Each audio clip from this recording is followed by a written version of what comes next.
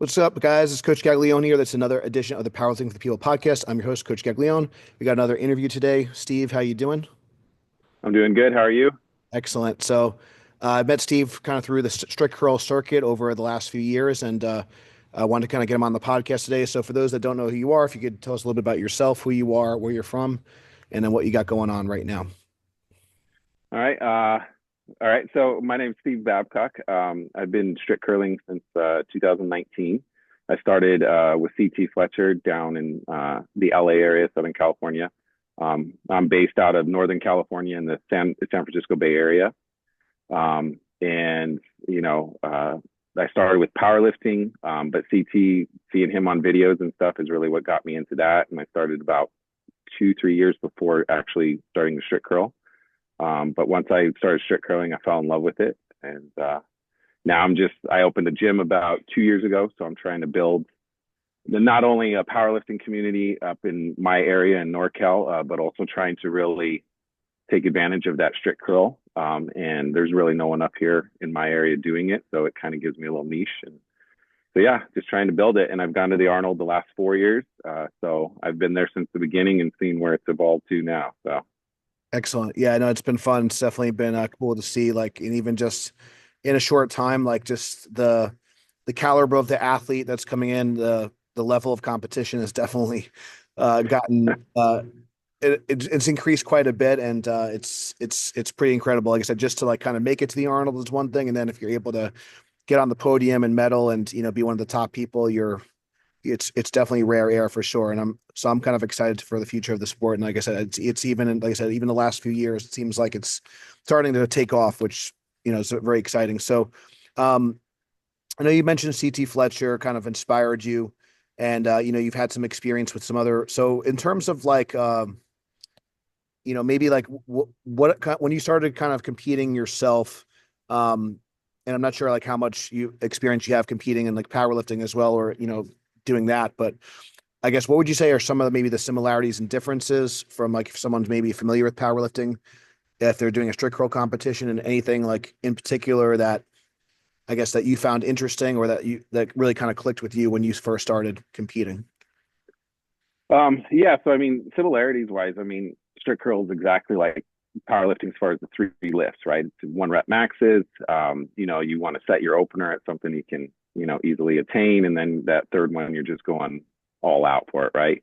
But when I one of the things that's always struck me is I started this powerlifting team. I got a lot of people who are brand new to the sport, and a lot of people think that the strict curl is kind of the easier of if you put them all into one of the four, right? And they think that, well, it's just your biceps and you're just going in. And, I tell a lot of my lifters that the strict curl, I would compare more similarly to the deadlift, because, deadlift whole body, the way you brace, the way you use leg drive, the way, you have to, everything, your back's involved. And really when you strict curl and you get into those heavy weights, and, John, I mean, when I walked away from the Arnold, my legs were sore because I was bracing and driving my legs so hard into that platform. And then my upper back sore. And yeah, it's a bicep curl, but it's a whole body workout. I actually burn more calories on my curl days than I do on my bench press days because I'm driving so hard. Now, that could also be just differences in how I'm approaching my different lifts. But when I lift, I feel the same way after a deadlift as I do after a strict curl. So that would be one of the interesting things I've noticed over the years. And but the intensity and how you approach it is the same. If you're a big power lifter and most people, they're great all around, but really they have a specialty. Like they're a great all around guy, but they're a bench presser and they go out and they dominate the bench. It's kind of like CT. That's what he would do. He'd dominate the bench, or they're a squat or they're a deadlifter. And when I was powerlifting, I was more of a deadlifter. So my deadlift was around 600. And I mean, that's not much compared to, I know the big guys, but I started closer to 40 when I started powerlifting. So I don't have my years of my 20s to compare to. But it was a good 100 pounds heavier than my squat. And so I was definitely more of a deadlifter. That's where I would come back a little bit in the standing. but you have the same intensity, you have the same drive regardless of the lift, and it's what your specialty is. Hey, this is the one I'm gonna just go after.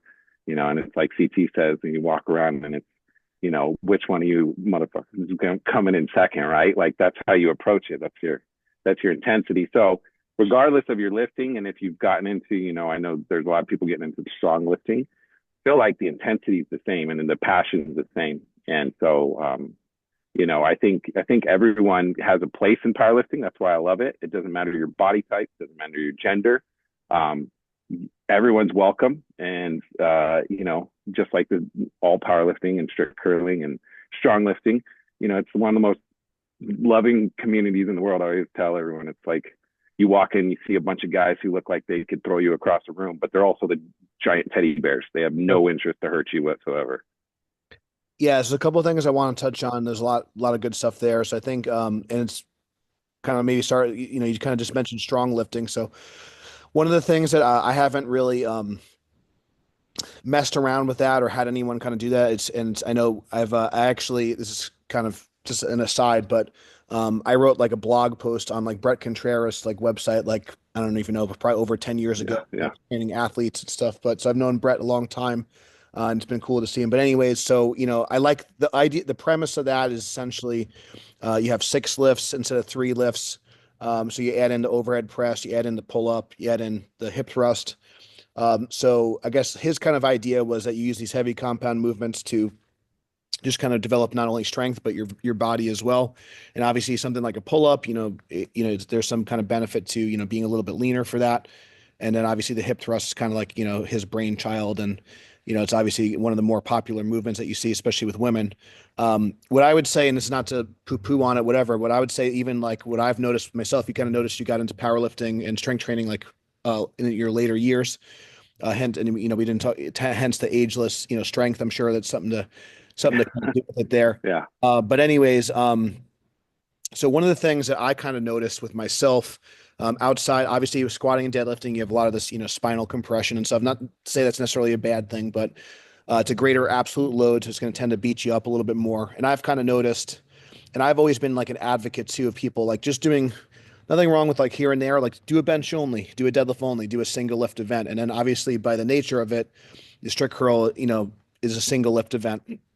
So I think for people that maybe you're a parent, maybe you're getting older, maybe you have a knee injury, a back injury, whatever. I think the barrier of entry is a lot lower, and it's like you could potentially train even like once a week and still like make some good progress and compete. And then the other thing I kind of like about it too, just like a small little wrinkle, and a lot of these some federations may be different, but whether it's the meets in pounds or kilos, you could take a pound jump or a half kilo jump, and you can kind of really just be very methodical and chip away, and keep hitting small PRs. Like a lot of our team, like we're just kind of gaining a pound here, a pound there, and so I don't know in terms of like if you've I know, so maybe this is a good segue. I know you've kind of had some kind of injuries yourself and things like that. So if you don't mind, if you want to talk about that a little bit and kind of how you overcame that, and I guess why I guess you keep coming back to strict curl even after suffering that injury. Yeah. So it was 2 years ago this March, so I guess that would have been 2023. I had just competed at the Arnold that year, and had a good meet. Every year I've gone up in the Arnold, and so I was feeling good. And I just started a powerlifting team because I just kind of opened my gym and my brand, and it was supposed to be a practice meet. One of my athletes was going, and it was my first athlete there, so I wanted to make him feel comfortable. So I competed, but I was going to compete in just the masters because he's in the same weight category, and I didn't want to like show him up or So I was like, I'm just going to do masters and just have fun with it. And on my third deadlift, got it up halfway through, and I did the mixed grip, and on the supinated side, my left side, I get up and it didn't hurt, but it was the weirdest feeling I've ever felt. It was just like popping in my arm, and I ruptured my bicep tendon. And I put the bar down, and I looked at the head judge and I said, I just tore my bicep, didn't I? And she goes, yeah, like her eyes were wide open. So, and the first thing in my head, it's funny, it wasn't the pain. It wasn't the fact that I had to put the deadlift down. I just finished at the Arnold and I was on a high, and Yeah. I tell everyone, my dream, Coop's I tell him all the time, he's my mentor, John Cooper. And going to Arnold is always a dream, but I want to be known as the best. Like I want to be the next John Cooper. Like despite my age, like that is my goal. Whether I ever get there doesn't matter. I'm gonna grind until I get there. And the first thought in my head after I tore it was, oh man, what's that mean? Is my lifting career over? Is my curling career over? And so I drove. It was in Fresno, which is about 2.5 hours from where I live in San Jose. So I drove with one arm, and I had it flinged, and I was by myself. My wife and kids weren't there, and I drove home. Went straight to the ER. They took me back, and they're like, "We don't need to MRI this. It's clearly ruptured." Um, and because I had the gym and stuff, I was able to kind of push things through. Because one of the amazing things is when I first injured, they were like, well, you don't need to repair it. It's not an essential thing. There's lots of people who rupture it and live a happy life. And I'm like, yeah, but lifting is more than, I tell people all the time. This isn't just a competition thing or an ego thing. It's a mental emotional release for me. It's what keeps me grounded. It's much more than physical. And so I said, no, own a gym. I got to do this. This is part of who I am. And so they pushed it through as kind of a work related thing. And I had the surgery about a week and a half later. And I had a great surgeon. And he said, you know what? I've never had anyone who does everything to his bicep that you do. So I'd love to hear what happens when you come back. And I was like, okay. He goes, I can't promise you you're going to get your strength back, but I can promise you I'll fix it. And, I was on obviously a sling for about 3 weeks. And then I think it was 2 or 3 more weeks afterward. They said, okay, we're going to release you, but you gotta do this. And then, but not for another 2 or 3 weeks. And then they let me do that.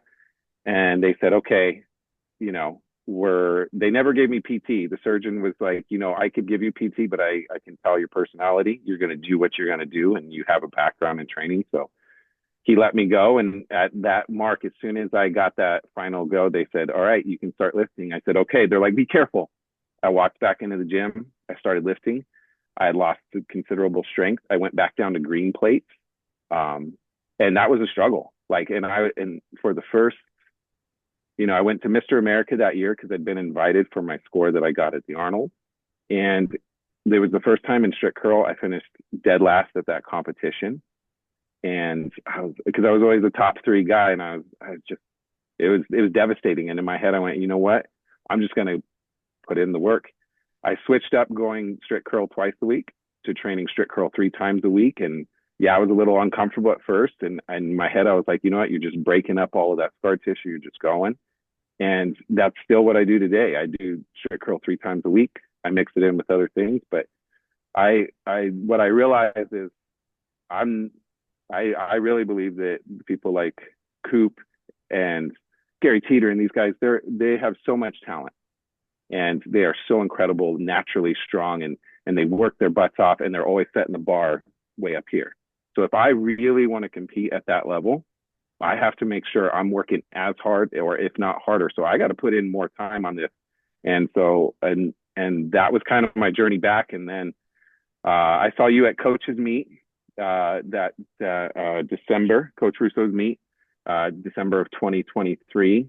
And my score still wasn't that great. I forget what it was, but I think I curled, I don't know, let's say 165, something like that, 165, maybe to 170.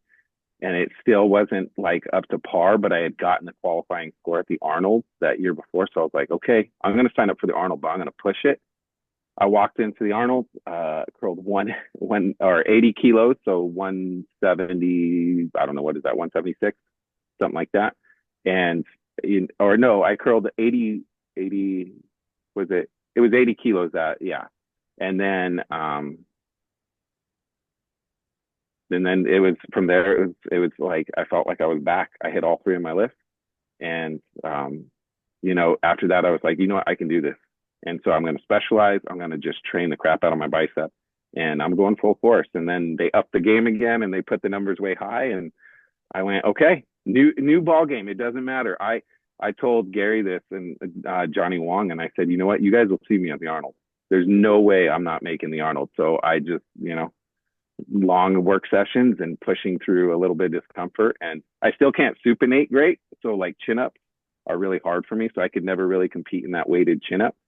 But it doesn't matter. I figured out what works for me. I have to adjust my grip a little, and I'm okay with that because I feel like I'm chasing a dream. And you're right. That's why I named it Ageless Strength, because I'm a big believer. Listen, you got a lot of factors. It could be your age, it could be your height, your weight, your arm length. There's a lot of things going against you, but I refuse to let anything stop me from chasing this thing. So A lot of great stuff there, and I could tell you, obviously, you're very passionate about it. You really care, which is awesome. I love to see that. So I do want to talk about like the programming a little bit because I think that's something that comes up a lot. Like how often, should you train, that sort of thing. And it's funny. I've also gotten so when I trained for that meet as well in December, I got really good results. Also, curling 3 times a week as well, so that was kind of interesting. I'm not able to do that when I'm powerlifting as well, but for like a specialty, like if I'm just doing a meet, I think that's been and so we'll definitely talk about the frequency in the program. I do want to backtrack a little bit though, because we kind of glossed over. So I think for when someone's coming back from an injury, a lot of times, you have this. It's also this. It's a mental thing too, right? So like, and it's interesting because I also kind of had at the I think beginning of 2024. I had a similar thing happen to me where I was doing a big conventional deadlift and got a little out of position, and I didn't tear my bicep, but I felt like it was going to go. So I think that there is so since that point, if I'm training for a strict curl meet, I just use straps, go double overhand just to kind of, make sure that, that's like not a factor. So it's not a fun, it's not a fun feeling. I can kind of tell you that's really the only time that's ever happened to me, knock on wood. Um, so the surgeon again gives you, oh, it's okay. I think that you said that maybe like one of your first major sessions back, maybe you were around like 75 pounds or something in that nature. How did you like build up a little bit at a time, just like a few pounds here, a few pounds there? So just for someone that maybe is coming back from a setback or an injury, or maybe not a major surgery or anything, but maybe they're injured, they're coming back off a long layover. Like, what was the process like getting back from like you said 75 pounds to and then now you're like over like 80 kilos at that point. So essentially, you know, back to kind of full. So like, what was that timeline like, and then what was the progression like as far? And then did you know at a certain point, like maybe it was, I don't know, I'm at 160 pounds now. So now I know, okay, now mentally I know I can get back to, so what was like that process like going from first workout to now I know I'm kind of back to like fighting form? So yeah, that's thank you for asking that. I tend to talk a lot, so I skipped right over that whole process. But yeah, so what I did is I thought, okay, well, I'm getting up greens, but it's a struggle. So what am I going to do? So what I did is I didn't want to completely negate what my PRs were before and never go back to, because I do a lot of RPE calculations and percentages, and I was like, and so that part of me didn't want to give up the fact that I could get back. So what I did is I took what at that time, which like I said, that year at the Arnold, which was 2000, what the second year of the Arnold, it was 2023. I had curled 78.5 kilos. Okay. And so I took my PRs and everything and I split everything at 50%. I figured, well, I'm at 50% because when I was injured, even though I could only use my right arm, I was training. I have some old videos. I was doing one arm strict curl with my right arm because I figured I'm going to keep my right arm as strong as possible. And so I thought, well, okay, so 50% of my body's at almost best maximum load. So I'm going to reduce everything 50% and I'm going to do a whole training cycle. And I tend to do 4-week training cycles and then I kind of switch things up. So for 4 weeks, I did 50%. Everything was, and I do a pyramid in the beginning. So I always do, a lot of warm up sets and pyramid up. And so I did 50% training loads. And then after 4 weeks, I thought, okay, now I'm going to do 75%. So the next 4 weeks, I was doing 75%. And that's where it got really tough. I was missing a lot. But I was like, no, I'm going to push through. I'm going to train this. And I think by the time I went to Mr. America, I was up to like 75, 80, 85% of my training loads. And it was a good meet because I missed my first lift. That's really where I connected with Coach Russo because he's really kind of the motivation. He kind of pulled my head Sure. out of myself and just kind of changed that for me. And then, but it started with just 50%, 75% building back up. And in my head, um, I told myself, you got to hit a red again. A red's not going to get you back on the Arnold stage, but a red is when you get to certain, I think it's pretty much everyone who's in the 82.5 weight class and above, you got to be curling a red with something on it if you want to be competitive. So in my head, I was like, okay, I have to get back to red. Once I can get to red, then I know I'm on the right track. And that's really what it was, is because until really that December meet, I hadn't been able to get anything beyond a blue and some change. And so once I hit that red, I was like, okay, now I'm going to go. And I just kept pushing that marker. And it's like what you talked about with the strict curl. It's very different than the other lift. I was going up half a kilo and then another half a kilo. It was very incremental. It wasn't 2.5 kilo jumps. It was very, very small. And then I started chipping away. And after coaches meet, I was like, I want to be ready. And so that's when I went up. Like I said, I think I curled somewhere around 71 kilos, I think, at coaches meet. And that was in December, late December by the Arnold. I pushed it and I thought, you know what, I'm right there. Up here, like you said, it's mental. And so I told myself, no, you're going to get it. And I went up and got 80 kilos. So I went up 9 kilos in 2 months because it really was a mental barrier. I kept thinking the injury, and every time I went up, I would tap my arm, and that's what Coach Russo, basically was like, you got to get your head out of out of your arm. Your arms, it's all up here, and so I switched my mindset, and I was like, no, it's uncomfortable, but I'm gonna get this. And then once I broke through that mental barrier, once I hit that red, then once I hit that barrier, realizing this is all in my head, then the numbers started to go up. And pretty much this past year, my numbers went up at almost every single competition I went to. Not by a lot, again, half kilo increments, but they continue to go up. And at this Arnold, I weighed in at the lightest I've ever. I went to a new weight class. I was always in the 90 kilo. I dropped down to 82.5 and I curled 81.5 at this one.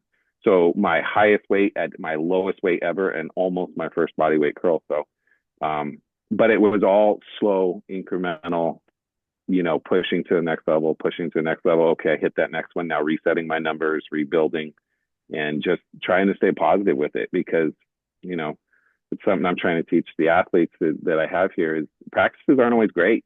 When you're on stage, people see the outcome. They don't see the day after day grind that you're putting in and the fact that you fail PRs over and over and over. And then all of a sudden you're on that stage and then you rip a new PR. It's an amazing thing. But yeah, it was a crazy ride because, 2 years ago, like I said, I was curling greens. And I was trying to convince myself that I wasn't too old, I wasn't out of the game, and I could come back from this.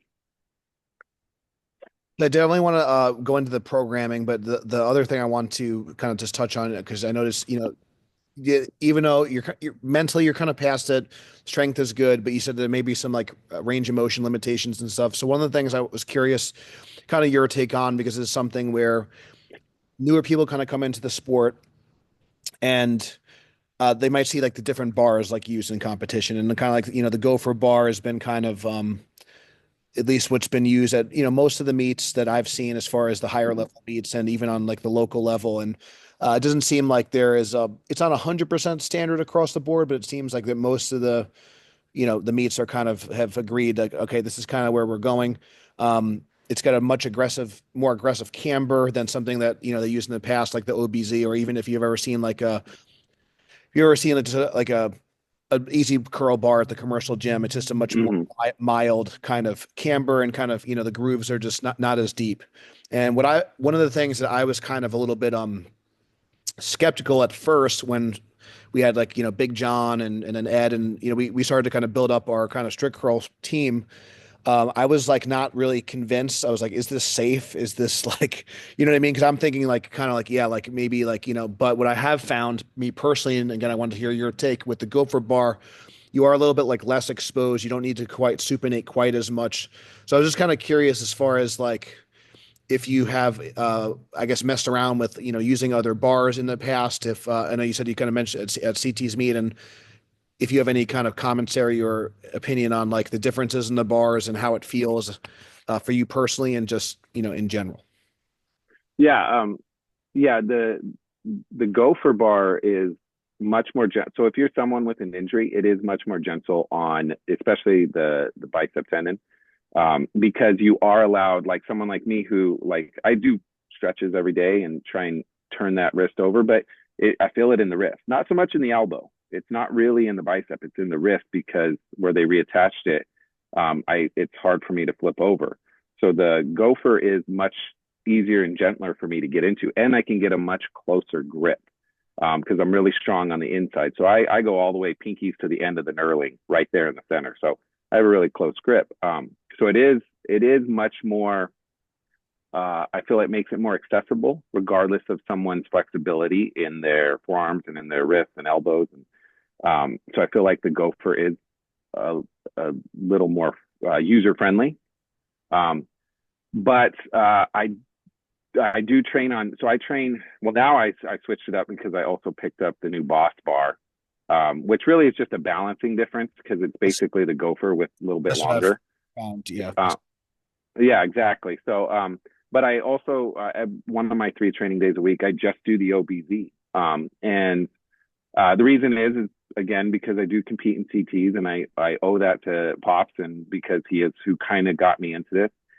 What I noticed though is by training the OBZ, even though it is more uncomfortable on my wrist, I've noticed my wrist strength's getting better, my flexibility is continuing to improve, my forearms are getting stronger, and it's in my feeling, even though it's not as user friendly, it is something to adapt to. What it's doing is it's making my overall lift just stronger and more adaptable.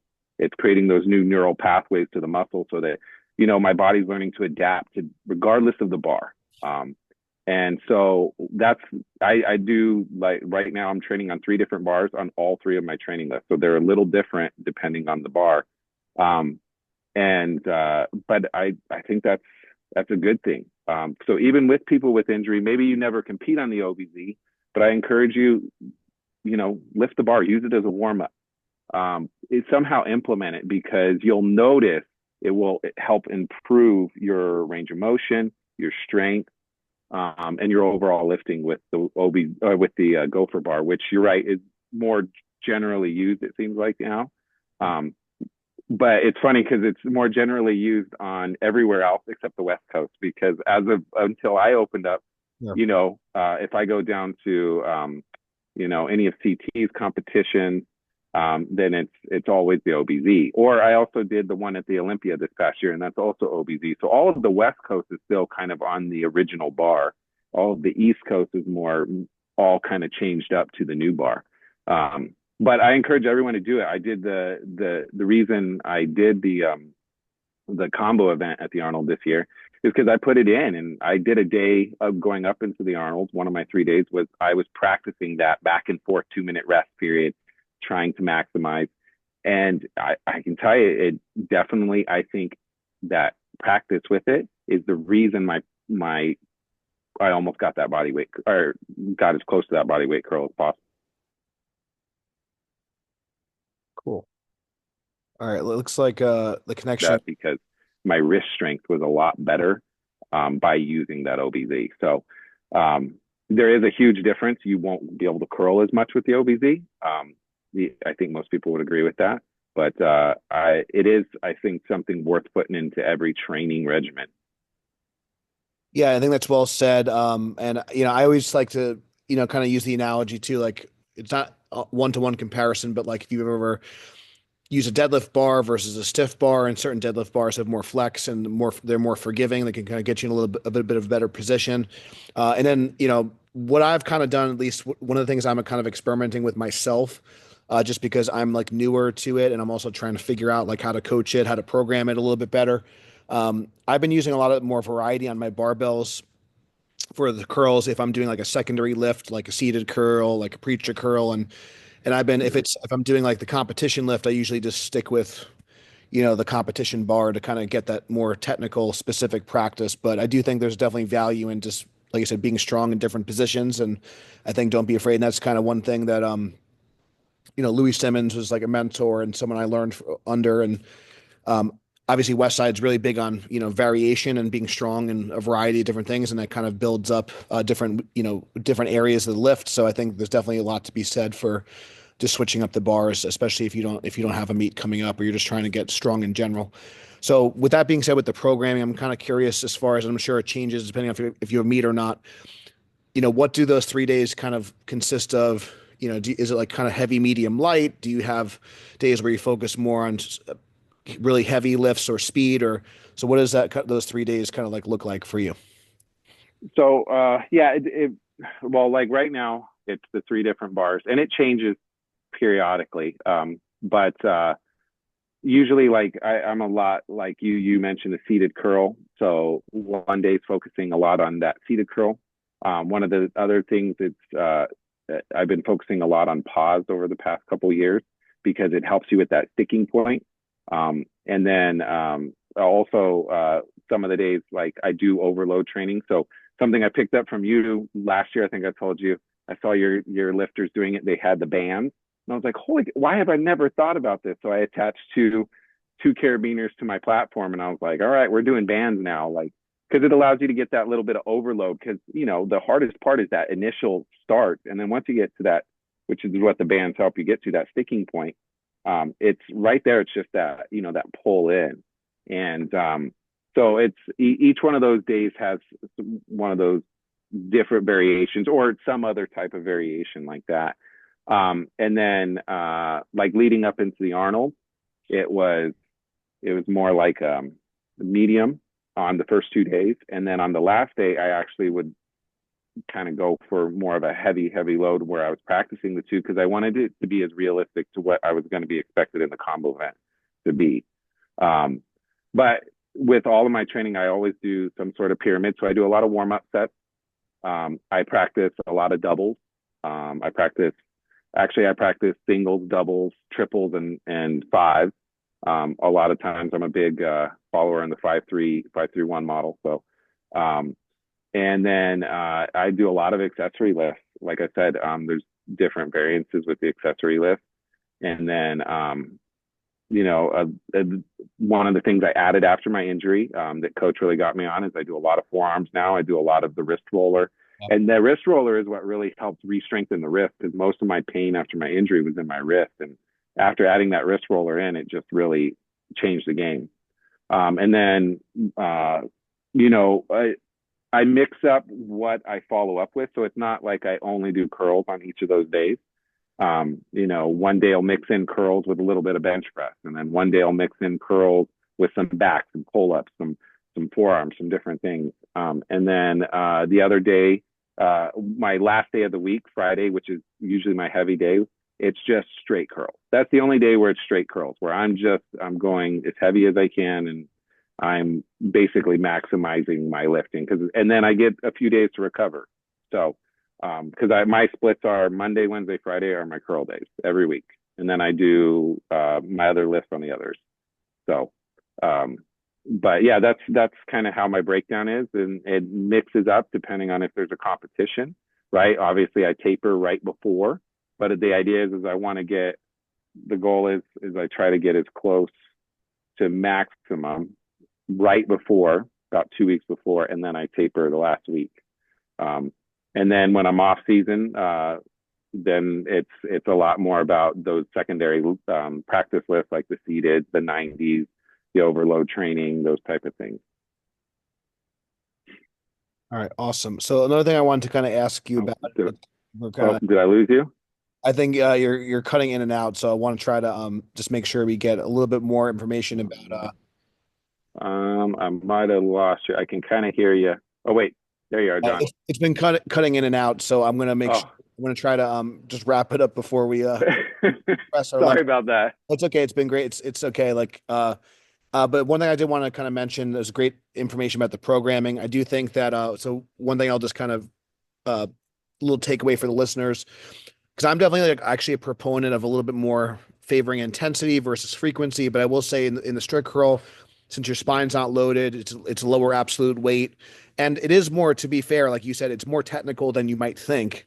So I think there is some value in practicing it a little bit more frequently. Even once you get a little bit more seasoned, two or three times a week, I think is kind of a good place to be. Again, depending on injury history and things like that. But you're not loading your spine like a squat or a deadlift, so I think it definitely lends itself to a little bit more frequency if you could tolerate it.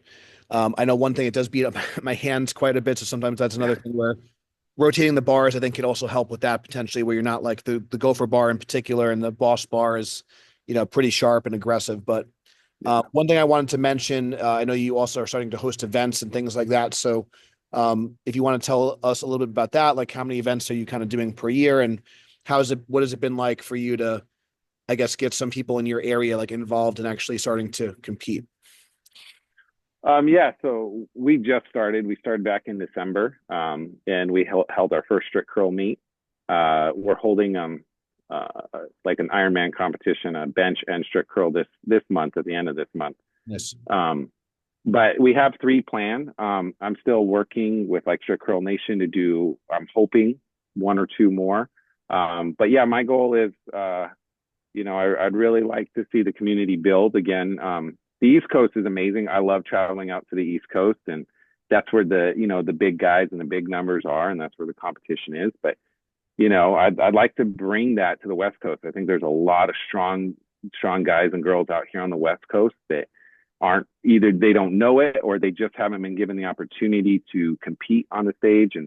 And so my big goal is to really build it out here. Kind of, I've told Coach Russo and Joe this, that I want to be like the strict curl hub in California. CT's got it in SoCal, but if I can be it in NorCal, then we can really unify and kind of make California blow up. And I think, I mean, New York and in that part of the country, like that's like everyone thinks of the East Coast, New York. Like there's a million other cities, but when you're from the West, everything's like New York. Sure. And it's kind of the same thing with the West Coast. Like California's California, the rest of the West is here. But when people think of the West Coast, they think California.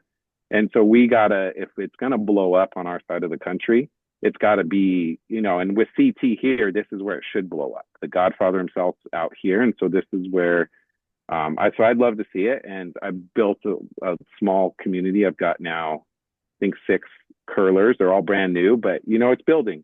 And that's kind of our goal. And so eventually I'd like to be able to see it where we're hosting maybe 5 or 6 competitions, not necessarily just strict curl, because I do have a love and a passion for it, because powerlifting is what brought me into the strict curl.